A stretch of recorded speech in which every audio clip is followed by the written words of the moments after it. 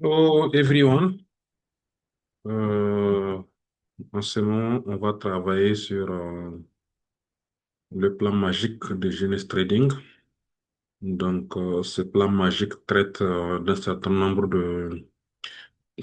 d'éléments qui nous aident à faire la confirmation du point d'entrée pour les achats ou bien vente de nos crypto-monnaies. Mais avant de rentrer dans les vifs du module, on va travailler un peu sur le tableau, histoire de vous faire comprendre un certain nombre de choses. C'est là, je partage d'abord mon écran. OK? Alors, donc, j'espère que tout le monde voit la bougie numéro un qui est là, en face de nous. Quand on voit cette bougie verte, hein, on a un point d'ouverture en bas et un point de fermeture en haut. Quand on voit cette bougie, elle montre que, effectivement, si vous le savez très bien, hein, que à chaque fois qu'on a une bougie, c'est une bataille entre les acheteurs et les vendeurs. Alors, dans ce cas précis de cette bougie, on a le total contrôle des acheteurs. Quand vous voyez une bougie verte comme ça, le momentum, c'est carrément un contrôle total des acheteurs. Alors, quand on voit ça, la deuxième bougie qui est là, d'abord, avant de se prononcer sur cette bougie, avant que, après en fait, avant qu'elle ne soit mémorisée à votre niveau, je vais vous faire comprendre comment cette bougie, elle a été créée. Donc, c'est une bougie verte qui pointe, vers le haut. Donc, c'est qu'il faut comprendre que dans un premier temps, les vendeurs avaient le contrôle, du marché. Donc, c'était une bougie comme ça. On a un point d'ouverture ici, un point de fermeture là. Et donc les vendeurs ont ouvert le marché. En fait, à l'ouverture, ici, les vendeurs ont tout de suite amené cette bougie vers le bas. Entre-temps, les acheteurs, ils ont repris et ils sont venus là. Donc, ils ont englobé euh, la bougie baissière avec leur bougie haussière. Donc, ils ont fermé à ce niveau. Donc, quand on fait matcher les deux bougies, parce qu'en fait, si c'est une bougie, par exemple, d'une heure, si celle-là, c'est une bougie d'une heure, donc celles-là, en fait, ont été faites dans les une heure. Donc, du coup, quand on matche les deux, ici, la rouge, elle est englobée par la verte. Effectivement, on va avoir la configuration suivante. On a F ici, on a O là. C'est le point d'ouverture. Cette bougie, en fait, voilà comment on va la caractériser. On va dire démonstration de force des acheteurs remportée par les acheteurs. Pourquoi démonstration de force des acheteurs? Parce qu'en fait, à l'ouverture, les vendeurs ont tiré du point haut vers le bas. Et donc, entre-temps, les acheteurs, à partir d'ici, ils ont repris le contrôle du marché et puis sont arrivés au niveau à l'extrémité en fait, de la bougie rouge et ils ont dépassé. Donc, il y a eu une démonstration de force des acheteurs et remportée par les acheteurs parce qu'en fait, au finish, cette bougie, elle est verte.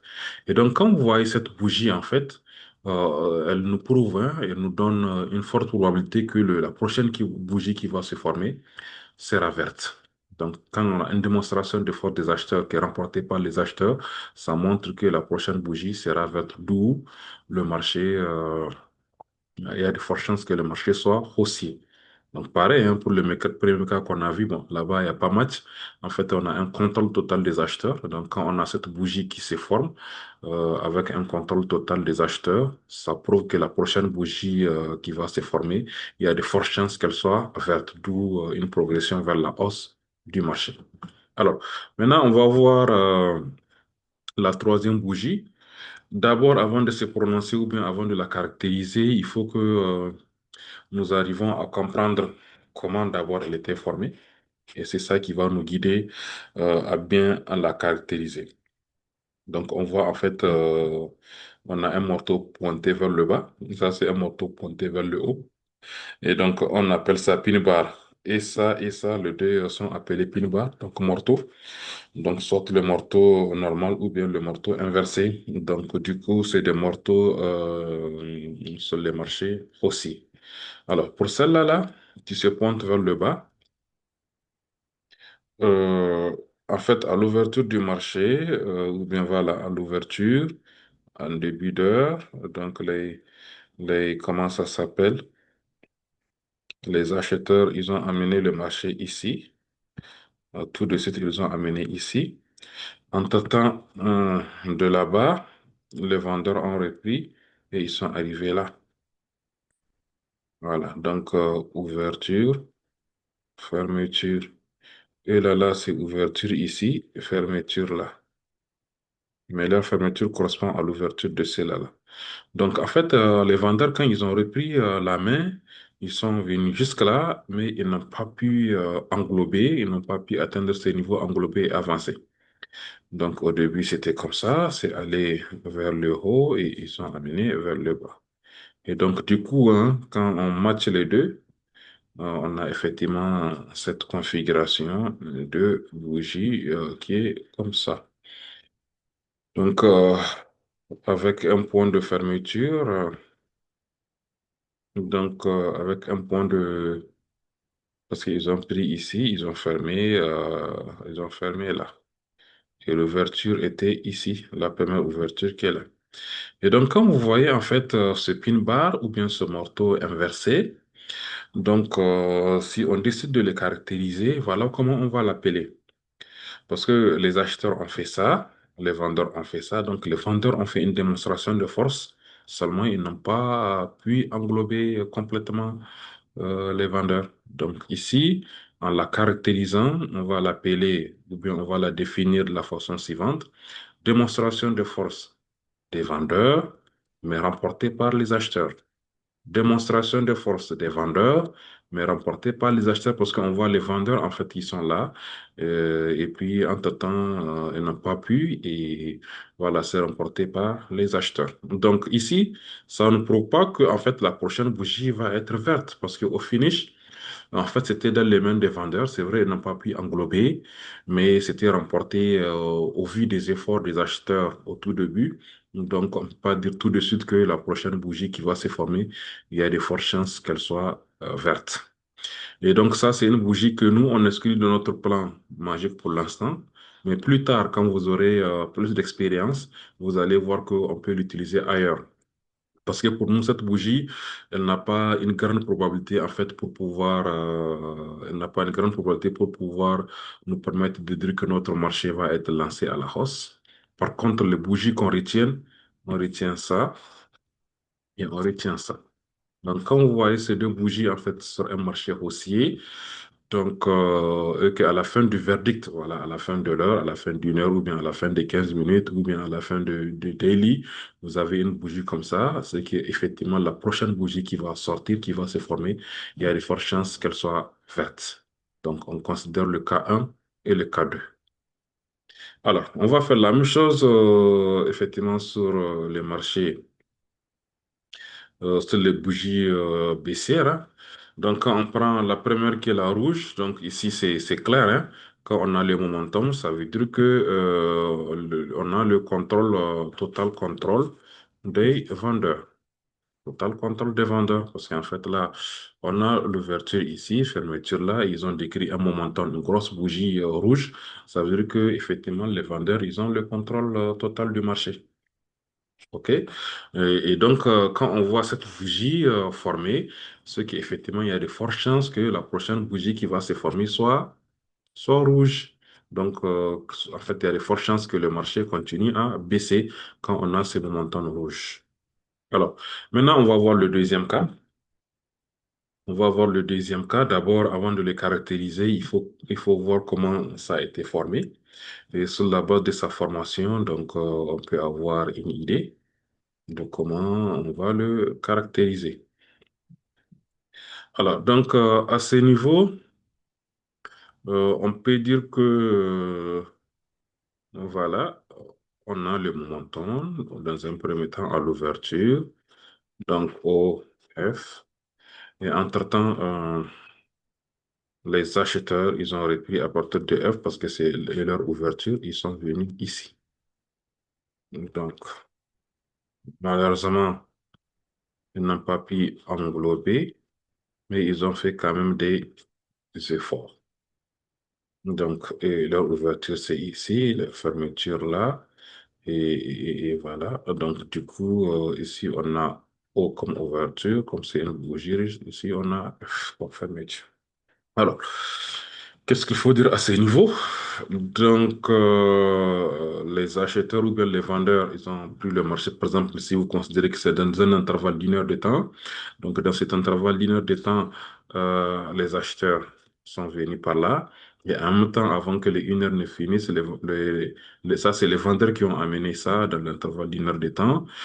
Non, donc, entre-temps, toujours dans le même intervalle, les acheteurs ont repris le marché, ils ont amené ici, ils n'ont pas pu englober effectivement cette première bougie, donc ce qui donne la formation de ça. Donc, si on essaie de caractériser ça, on essaie de la définir, on va dire qu'ici, en fait, comme celle-là, là, c'est vert, hein, vous voyez très bien, il y a eu une démonstration de force des acheteurs. Démonstration de force des acheteurs. Pourquoi? Parce qu'en fait, quand les vendeurs ont amené le marché ici, automatiquement, ils ont repris la main. Ils ont fait une démonstration de force. Ils voulaient carrément englober. Voilà, ils voulaient complètement avaler, mais ils n'ont pas pu. Ils sont arrêtés à un moment parce qu'il était l'heure et que le marché a fermé. Donc, il y a une démonstration de force des acheteurs, mais vu qu'effectivement, ils n'ont pas pu englober, donc on a le reste, c'est rouge, et donc, du coup, remporté par les acheteurs. Donc, démonstration de force des vendeurs, démonstration de force des acheteurs, mais remportée par les vendeurs. Donc, le fait qu'il y ait déjà euh, cette, euh, cet élément ou bien cette lutte qui amène les deux dans la même bougie fait qu'en fait, après, nous, on a du mal à dire que non, que la prochaine bougie va être rouge. Parce que déjà, dedans, on sent qu'effectivement, les acheteurs ont beaucoup bossé par la suite. Donc, on peut pas dire que non, la prochaine bougie soit rouge parce qu'on a vu qu'à la fermeture, ce sont les acheteurs qui sont là. C'est possible que ce sont les mêmes acheteurs qui sont là n'ont pas encore quitté le lieu, ils vont encore pousser le marché vers le haut.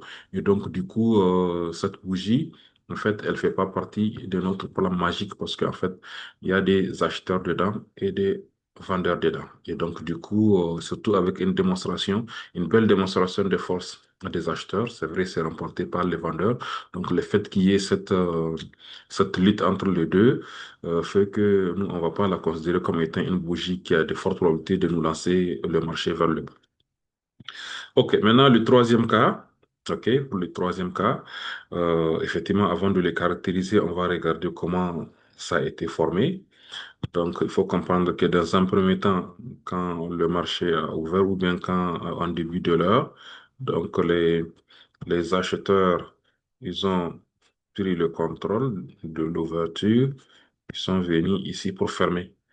Automatiquement, toujours dans la même heure, si c'est dans une heure ou bien si c'est dans 15 minutes, dans les mêmes 15 minutes, en fait, on a les vendeurs qui ont repris et qui sont venus, qui ont réussi à englober. Donc, eux, c'est la ouverture, ici, c'est la fermeture.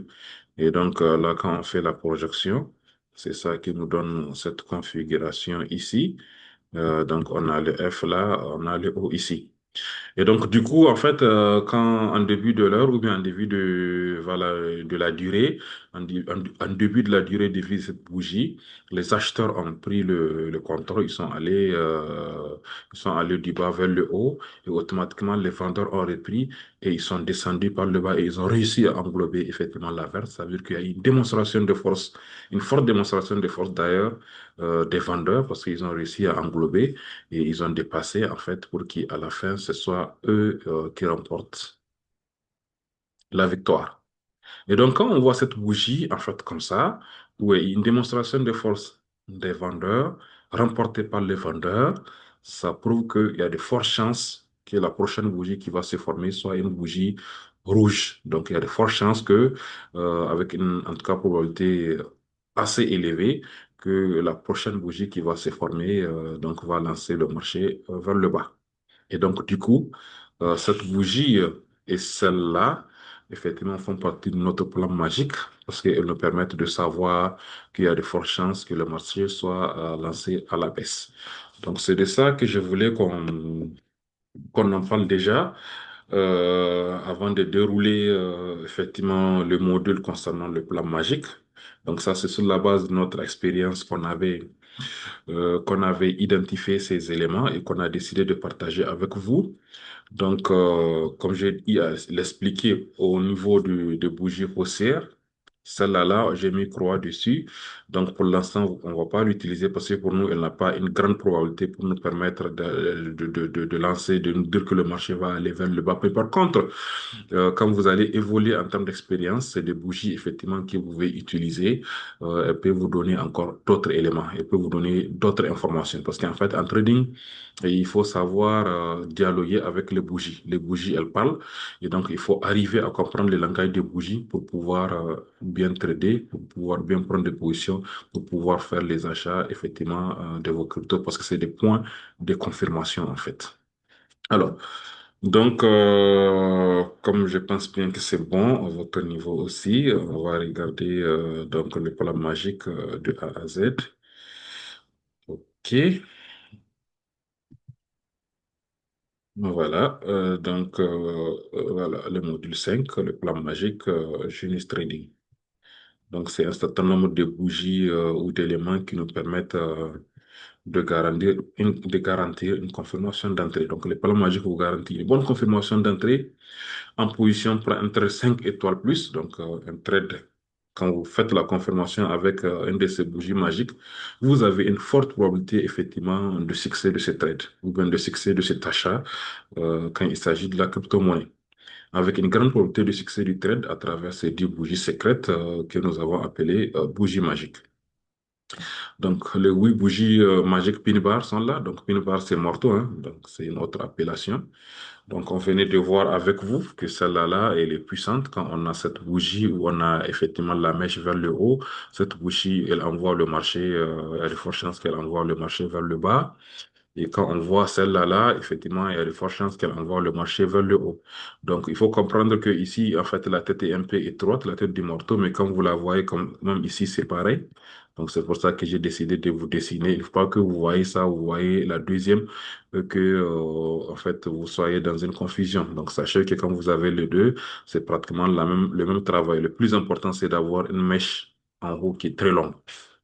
Donc, pour pouvoir envoyer le marché vers le bas, ici, il faut avoir une mèche vers le bas qui est très longue pour pouvoir envoyer le marché vers le haut. Parce que plus la mèche est longue, plus elle montre, en fait, par exemple ici, plus la mèche est longue, plus elle montre le chemin parcouru, en fait, pour la démonstration des forces des acheteurs. Donc, ça veut dire qu'ils ont fait la démonstration d'ici jusque-là.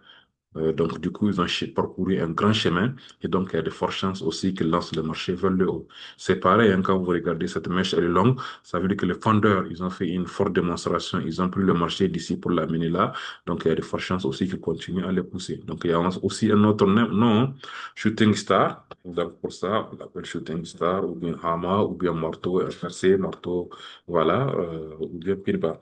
Donc, il y a plusieurs appellations. Pareil, hein. Donc ça, on venait de voir les cartes. Donc il y a aussi quatre là. Il faut comprendre que parfois vous pouvez avoir une mèche, une petite mèche vers le bas, mais là, celle d'en haut, elle est longue. Ici aussi, vous pouvez avoir une petite mèche, elle peut être étroite. Il peut y avoir donc une mèche étroite, un peu moyenne, mais le plus important, c'est la mèche longue en haut, en fait, qui nous permet de dire que le marché va continuer à baisser. Ici aussi, vous pouvez avoir une petite mèche en haut, une mèche moyenne en haut, une petite mèche donc étroite en haut. Mais le plus important, c'est d'avoir une très longue mèche en bas qui montre effectivement le chemin parcouru par les acheteurs pour pouvoir amener le marché à cette position et donc qui donne l'opportunité encore de le renvoyer vers le haut. Donc, quand on a un point de confirmation dans ce sens comme ça, donc ça me prouve effectivement que notre crypto-monnaie va encore continuer à prendre la valeur, va aller vers le haut et du coup, c'est un point qui nous indique qu'il faut aller faire l'achat. Donc, ça, cette analyse se fera sur TradingView. On va déterminer notre point d'entrée. On va aller au niveau de l'analyse fondamentale pour vérifier tous les éléments fondamentaux. Si tous les éléments fondamentaux, en faisant leur synthèse, ils nous montrent qu'on doit acheter la crypto-monnaie. Donc, après, on part au niveau, par exemple, de Binance. Et puis, on fait l'achat, effectivement, par exemple, du Bitcoin, ou bien de l'Ethereum, ou bien du Solana, ou bien de même coin, ainsi de suite. Donc, voilà un peu, d'un point de vue, les 8 bougies magiques. Maintenant, on va avancer pour voir les deux autres. Donc, il y a ce qu'on appelle la magique étoile. La magique étoile, elle nous permet une confirmation d'entrée pour un achat, pour une vente, avec une très bonne probabilité pour réussir le trade. Donc, on a ce qu'on appelle Morning Star et on a Evening Star. Morning Star qui est là, la petite qui est là. Et donc, quand vous avez une configuration où vous avez une bougie rouge qui est là, et vous avez une bougie étroite, une toupie, on l'appelle. Ça peut être une bougie étroite comme ça, une toupie. Ça peut être parfois juste une petite indécision. Et vous avez effectivement une grosse verte qui est là. Et donc, ça montre que le marché, il a de fortes chances de pomper. Donc, le marché a de fortes chances de pomper, donc d'aller vers le haut. Et pareil, hein, quand vous avez une toupie ici, ou bien vous avez une indécision après une verte et vous avez une brosse rouge, ça veut dire que le marché a de fortes chances de dumper. Donc ici, le marché va pomper. Donc, c'est les termes que vous pouvez savoir. Pomper, ici, dumper. Donc, dumper, ça veut dire qu'il va aller vers le bas. Dump, pump. Voilà, donc voilà un peu ce qu'il faut comprendre de Morning Star et de Evening Star. Donc, ce sont des points de confirmation. En fait, si on a cette configuration au niveau du marché de la crypto-monnaie, effectivement, ça nous prouve qu'il y a de fortes chances que le marché parte en haut. Donc, c'est un point de confirmation, surtout si on l'a dans une zone clé. Donc, si on a cette confirmation dans une zone clé, donc techniquement, on a notre point d'entrée qui montre que le marché va aller vers le haut ou bien peut aller vers le haut. L'expression, la meilleure expression, c'est dire le marché voilà, peut aller vers le haut parce que c'est des probabilités. Et donc, du coup, en ce moment, il faut aller checker l'analyse fondamentale, voir effectivement si les éléments, tous les éléments de l'analyse fondamentale concourent à une hausse du marché. Et quand on a ça, c'est OK. Mais après, il faut aller, par exemple, sur une des plateformes centralisées ou décentralisées pour faire l'achat. Donc, on peut, par exemple, aller sur Binance dans notre cas pour acheter notre crypto-monnaie. Et puis, voilà. OK. Et voilà, la dernière, c'est la magique englobante, ou on l'appelle avalement. Donc, on a déjà un peu effleuré ce cas hein, au niveau de, en début, hein. Donc, on l'appelle magique englobante parce qu'elle englobe la bougie précédente. Par exemple, là, à ce niveau, si on a la verte qui englobe la rouge, donc là déjà vous voyez la flèche, hein, c'est que elle va envoyer le marché. Il y a de fortes probabilités que le marché soit envoyé vers le haut. Et pareil ici, si vous avez une bougie verte ici, voilà, et une bougie rouge ici qui montre effectivement les vendeurs qui sont puissants, qui englobent effectivement les acheteurs, il y a de fortes chances que le marché parte vers le bas.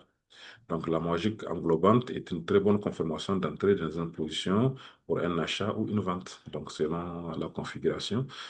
Et surtout, s'il est dans une zone clé. Si elle n'est pas dans une zone clé, ça ne veut rien dire en fait. Donc, il faut qu'elle soit dans une zone clé, par exemple dans une zone de résistance ou bien dans une zone de support ou bien sur une trend line. Voilà, donc c'est un peu ça, les zones clés sur lesquelles, si vous avez une bougie magique, donc elle a de fortes chances de réagir.